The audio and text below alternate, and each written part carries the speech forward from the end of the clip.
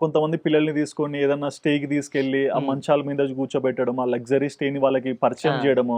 వాళ్ళు అక్కడ ఉన్నప్పుడు కూడా చాలా ఆస్పీషియస్ గా ఏదో Yeah. అద్భుతాన్ని చూసినట్టు ఫీల్ అవుతుంటారు. సో అవి మీకు ఎలా అనిపిస్తుంటాయి? అవి చాలా బాగా అనిపిస్తది. నేనేంటి అంటే, నేను అరకులో వీడియోస్ చేయడం స్టార్ట్ చేసిన తర్వాత వెళ్ళా. మా వదిన వాళ్ళ ఊరెళ్ళా. ఓకే. మా వదిన వాళ్ళ ఊరు ఇంకా రిమోట్ విలేజ్ అనమాట. ఓ. చాలా ట్రైబల్ విలేజ్ అది. అక్కడ కనీసం ఫోన్ సిగ్నల్ ఉండదు. ఊరు మొత్తంలో ఒకరి దగ్గర టీవీ లేదు. ఇక్కడ దగ్గర అక్కడ ఉండే పిల్లలు స్కూల్ లేదు, హాస్పిటల్ లేదు. ఆ? ఇప్పుడు మామూలుగా మనం టౌన్స్లో సిటీస్లో ఉండే పిల్లలు ఈ టామ్ అండ్ జెర్రీ, ఖుషి టీవీలు, కార్టూన్ నెట్వర్క్స్ ఇవన్నీ చూస్తారా? అవును. వాళ్ళకు ఒక టామ్ అండ్ జెర్రీ అంటే ఏంటో తెలీదు, ఏ కార్టూన్ కూడా ఏం తెలీదు. ఓకే. టెక్నాలజీ అక్కడ లేదు ఇంకా. అస్సలు ఏమి లేదు. ఆ పిల్లలు బతికినప్పటి నుంచి ఇప్పుడు చనిపోయేదాకా ఈ ఆవులు, మేకలు, కొండలు ఇదే వాళ్ళ ప్రపంచం. ఓకే. ఇంకా ఫారెస్ట్ లోకి వెళ్ళి బ్రతకడం. కనీసం వాళ్ళు ఎప్పుడు అరకు వ్యాలీ కూడా వచ్చి చూసింది లేదు.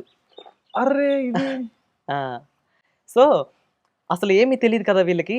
పిల్లలందరినీ ఇలా వచ్చి ఇక్కడ చూపిద్దాం, కొత్త కొత్త ప్లేసులకి తీసుకువెళ్దాం, వాళ్ళు చాలా హ్యాపీగా వాళ్ళ లైఫ్ లాంగ్ గుర్తుంటే రోజులా మారిపోద్ది కదా అని చెప్పి ఇది చేసి